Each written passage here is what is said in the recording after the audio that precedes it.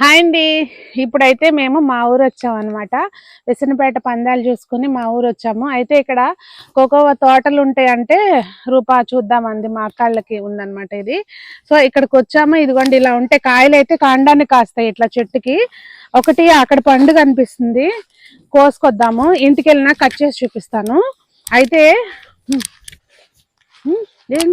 అక్కడ చూడండి అటు మా రూపా తనేమో స్పెషల్ గా తీసుకుంటుంది ఫోటోలు, తను స్టేటస్ పెట్టుకోవటానికి. ఇదిగోండి ఇక్కడ చూస్తున్నారా పిల్లలు, మా అక్కళ్ళ అబ్బాయాడు, మా దేవ సేమ్ ఏజ్ అనమాట. మా దేవ వీళ్ళందరూ కూడా. సో మీకు వీడియో వెనకమాల ఉన్నది సంజన. ఓకే, మేమందరం కలిసి తోటకు వచ్చాము.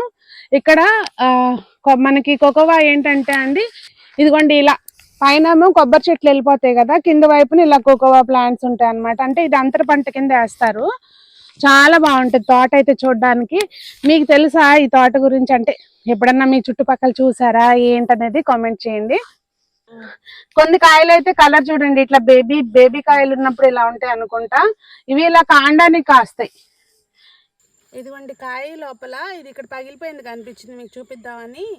ఇట్లా ఉంటాయి అన్నమాట. ఇవన్నీ ఒక దగ్గర పోసున్నాయి, చూపిస్తాను. ఇదిగోండి ఇట్లా మొత్తం ఆ లోపల పల్ప్ అంతా ఇలా తీస్తారు అనమాట. తీసి ఈ కింద ఎక్సెస్ గుజ్జు ఉంటుంది కదా, అదంతా కారిపోయిన తర్వాత అప్పుడు ప్రాసెసింగ్ అనేది ఉంటుంది. మనకి పౌడర్ చాక్లెట్ కోసం వెళ్తాయి అనమాట, కోకోవా పౌడర్ కోసం వెళ్తాయి. కాకపోతే వీళ్ళు ఏమి ప్రాసెస్ చేయరండి, దీన్ని డ్రై అయిపోయినాక యాజ్ ఇట్ ఈస్ గా అమ్మేస్తారు అనమాట.